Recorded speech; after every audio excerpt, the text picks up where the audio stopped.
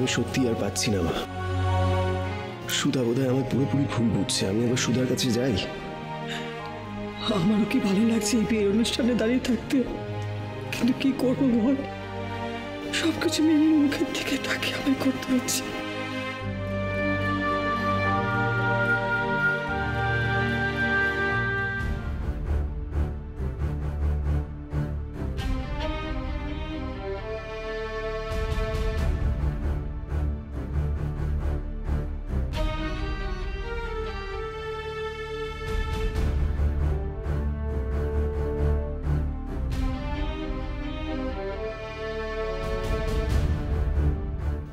কি হলো?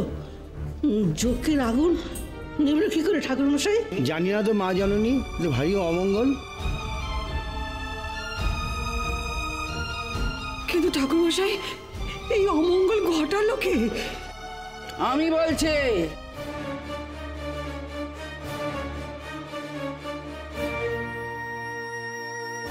যে আত্মাকে অশুভ শক্তি বশ করে নিয়ে গেছে, সেই আত্মারই কাণ্ড।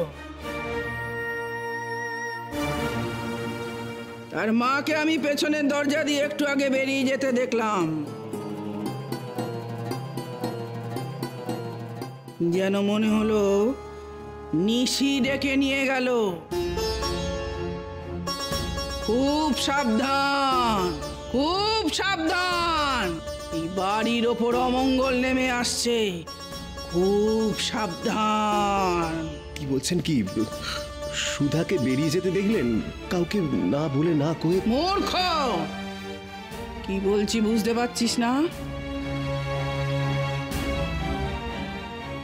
সে তো আর নিজের মধ্যে নেই। রেজু খোকা, তোরা শিগগিরই যা, গিয়ে দেখ সুধা কোথায় গেল। যা, শিগগিরই যা। চল দাদা, চল চল চল চল চল।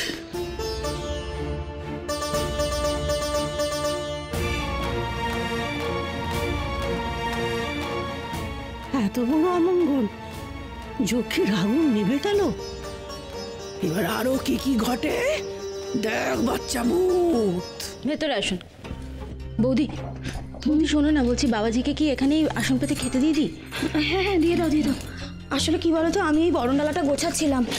মা বলেছেন আজকে অরুণাকে বরণ করে ঘরে তুলবে। খুব অমঙ্গল হচ্ছে তো। ঘোর অমঙ্গল, ঘোর অমঙ্গল এ বাড়িতে। আপনি বসুন, খেয়ে নিন। শোনো, আমি যাচ্ছি ওদিকে, তুমি তাড়াতাড়ি। এই দাঁড়াও দাঁড়াও, এই ঘরটা নিয়ে কোথায় যাচ্ছ? এটা তো আমি বিসর্জন দেবো বলে রেখেছিলাম। এ বাবা, আসলে আমি না জানি না তো, আমি প্রথমবার বরণডালা সাজাচ্ছি। আচ্ছা ঠিক আছে, দাও। তুমি রেখে দাও। আসি, হ্যাঁ তাড়াতাড়ি এসো তুমি। হ্যাঁ যাও।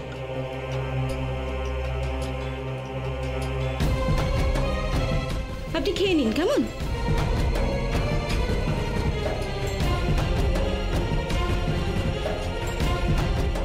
এই ঘটখানায় কি দেখানোর জন্য শুধু আমার কাছে আসছিল?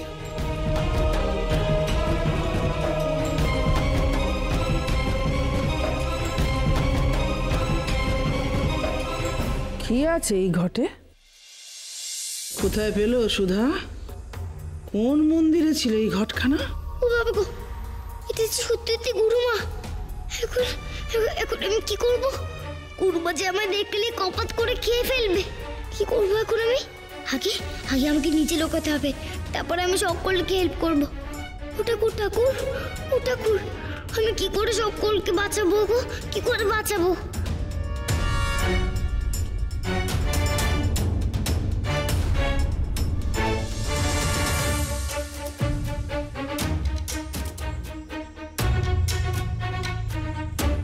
ওমা, এটা তো ফাঁকা ঘর। আমি এই ঘরে কোনো একটা জায়গায় লুকিয়ে থাকি।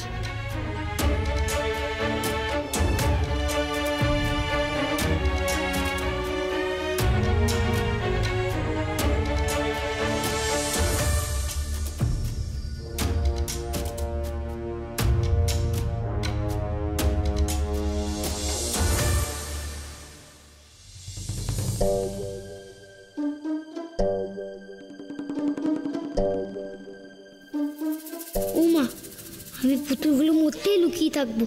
হ্যাঁ। গুরুমাই করে আসবে না, আর পিঙ্কি দিদি একা একা খেলছে। আর কোনো বড়ও তো নেই এখানে, কেউ আসবে না এখানে।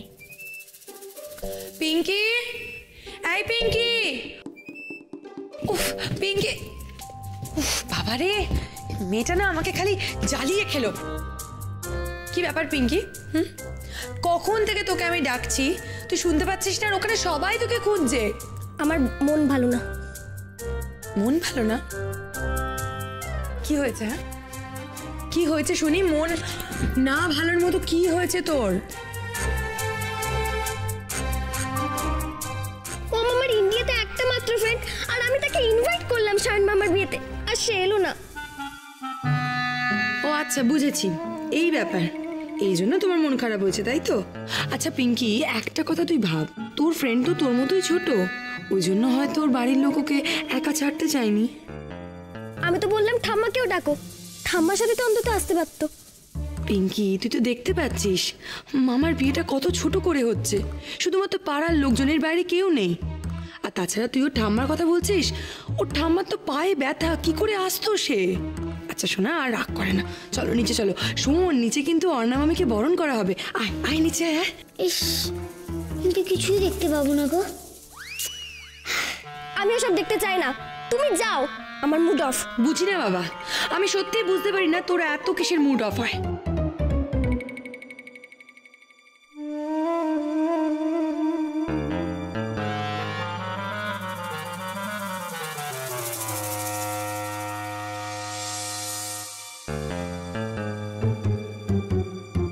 কি হলো গো তোমার? মন খারাপ? ফ্রেন্ড আসেনি বলে? ইস, ওদেরকে কত কি হয়ে যাচ্ছে, আমি সব মিস করে যাচ্ছি।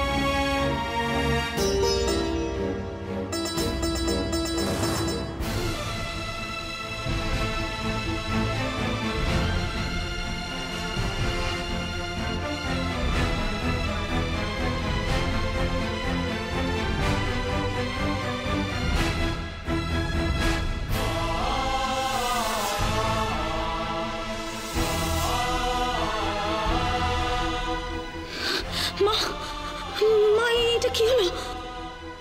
বরণ ডালার হাড়িগুলো গুঁড়ো গুঁড়ো হয়ে গেল কি করে? এ তো অমঙ্গলের পর অমঙ্গল হয়ে চলেছে। হ্যাঁ, কি হচ্ছে নাকি এটা? যে বাড়িতে ভূতুর কোনো স্থান নেই, সে বাড়িতে আমি এক মুহূর্ত থাকবো না। সুধা, ম্যাজিক করে তোর বাড়ির টাকা পয়সা গয়না গাটি সব হাওয়া করে দিয়েছি। রত্না, তুমি আমায় বাঁচাও না গো, আমি খুব বিপদে, বাঁচাও না আমায়।